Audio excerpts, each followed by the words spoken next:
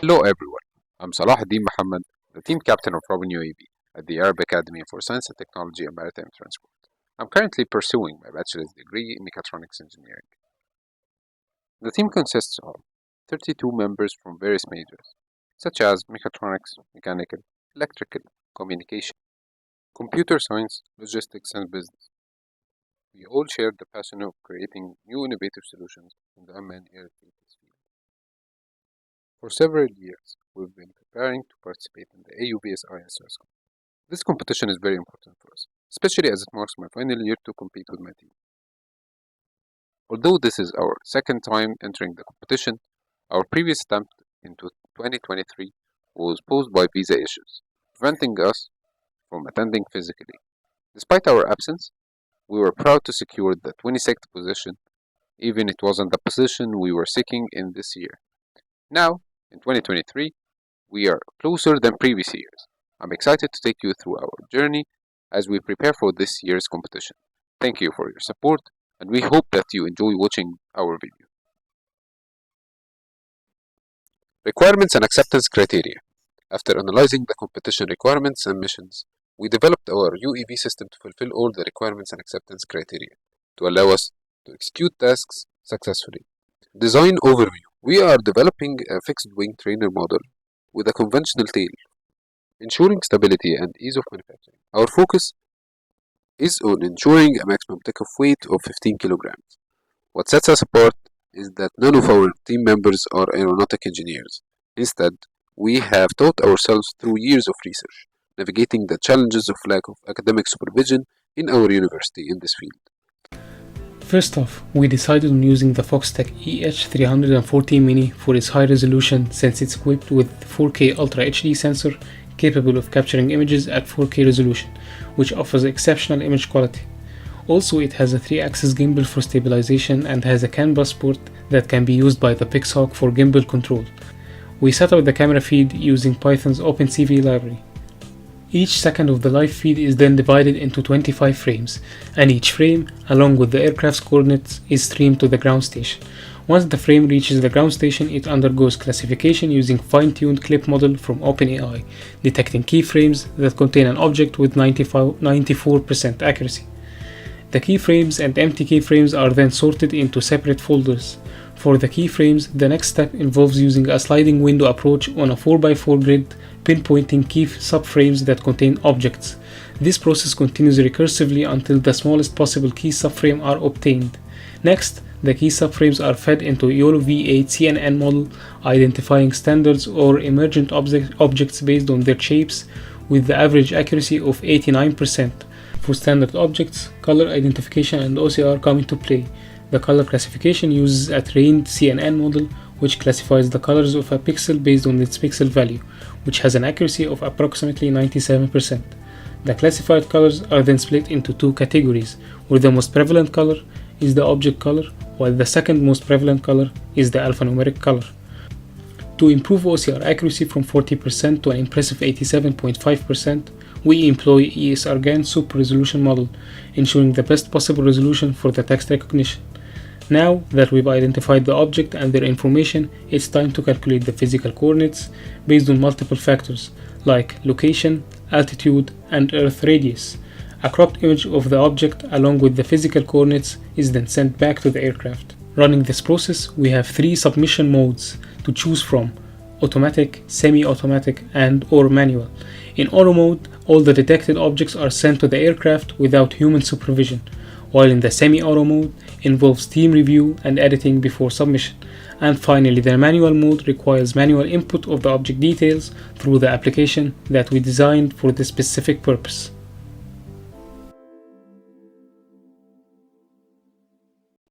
Airdrop. Our payload system designed for simplicity features a single payload drop mechanism behind a straightforward hinged door. Inspired by efficiency, it's easily loaded before flight. As the aircraft reaches the drop coordinates, the door opens seamlessly, releasing the payload with precision, ensuring accurate delivery to the intended target. Communication. The core of our communication system, our RD 900 plus telemetry link, operating at 900 MHz, ensuring real-time telemetry data to the ground station, while the Rocket M5, functioning at 5 GHz, serves as our primary transfer connection for the ODLC system and backup telemetry link. Our communication architecture centers around a proximity server, orchestrating signal distribution to the AI and image recognition station and the ground station, ensuring reliable data transfer with multiple safeguards. We establish secure transmission channels, handling the connection failures and data corruption with cached data. Design overview. The competition rules were studied well to ensure that the aircraft we were designing meets the competition aircraft criteria, including stability, maneuverability, and speed necessary to fulfill the missions. Initially, we did a vast survey on similar UAVs, similar mission and size. This survey resulted in the selection of a couple of airfoils, then validating the airfoils data using XFL R5 analysis software allows us to determine the best airfoil for us and its optimum angle of attack and other constants crucial for wing design. Following this, we developed a MATLAB script capable of calculating the initial aircraft design sizing parameters based on the provided data, ensuring that all meets the competition requirements, such as mission altitude and maximum takeoff weight. And then, this initial data was passed to the CFD team for initial CFD analysis. They used the parameters provided by the MATLAB script to create a CFD analysis, verifying if the sizing meets the specifications requirements.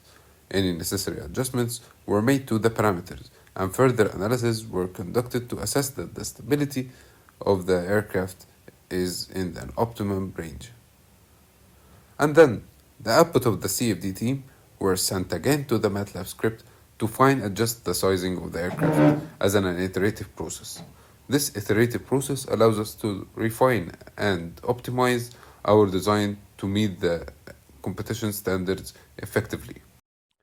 At the end, the design team has reached to a final sizing of the aircraft. The wing aspect ratio was chosen to be 8 to achieve the stability and maneuverability goals of the aircraft with a wingspan of approximately 3 meters. This aircraft has a maximum takeoff weight of 18 kilograms. For our flight controller, we chose the Pixhawk 2.1 Orange Cube. The Orange Cube boasts a new H7 processor, making it more powerful than its predecessor, the Black Cube. Additionally, it has an integrated 1090 MHz ADS-B receiver for location information from nearby aircrafts. The Pixhawk can be easily accessed through laptops and PCs due to its plug-and-play feature, allowing for an easy functionality checks and parameter modifications.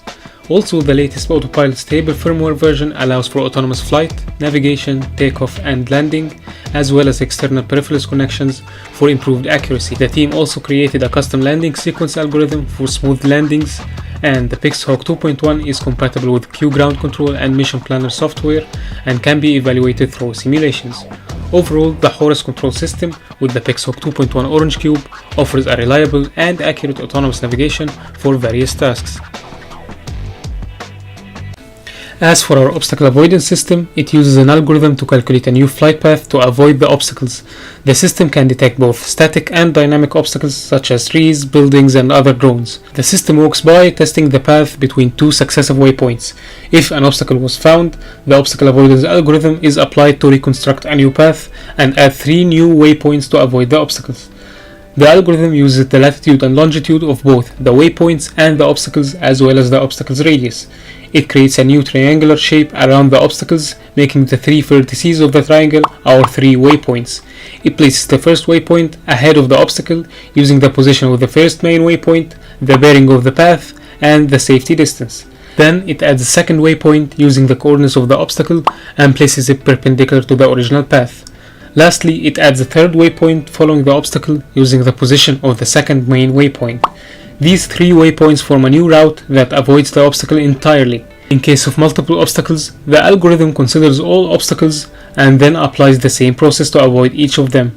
The obstacle avoidance system creates a new waypoint file for the entire mission, including the first main waypoint and the 3 waypoints used to avoid each obstacle. If, however, 2 obstacles were close to each other, the algorithm considers them as one obstacle and avoids them. As for our dynamic obstacle avoidance system, well, we thought of using the ping-RX module that detects any ADS-B board in the flight zone, which gives Horus an update of each dynamic obstacle location, and updates the algorithm to act instantaneously whenever it feels that an object is closing in. But due to financial and logistical issues, we couldn't get the module, so our second and budget option was to create a stereo camera by using 2 webcams with a known distance between them to roughly calculate the depth between the cameras and any object that gets into a certain distance between it and the aircraft. The obstacle avoidance algorithm is activated and the aircraft's flight path is updated instantaneously.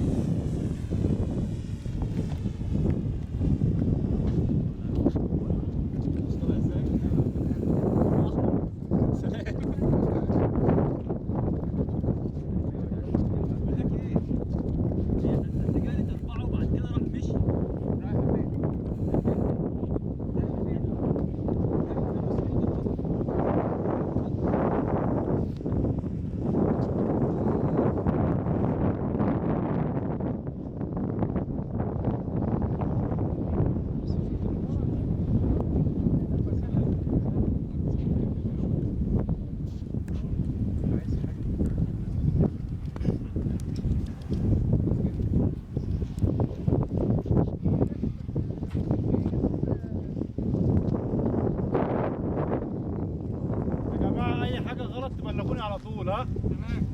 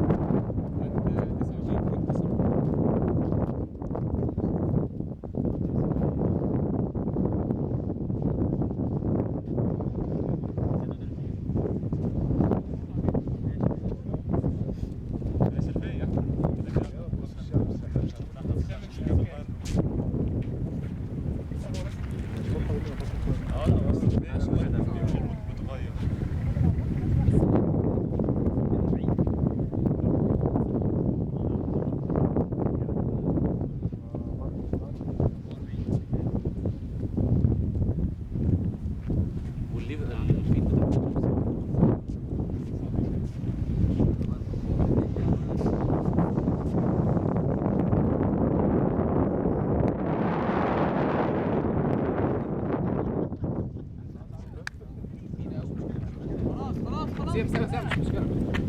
بند كتير.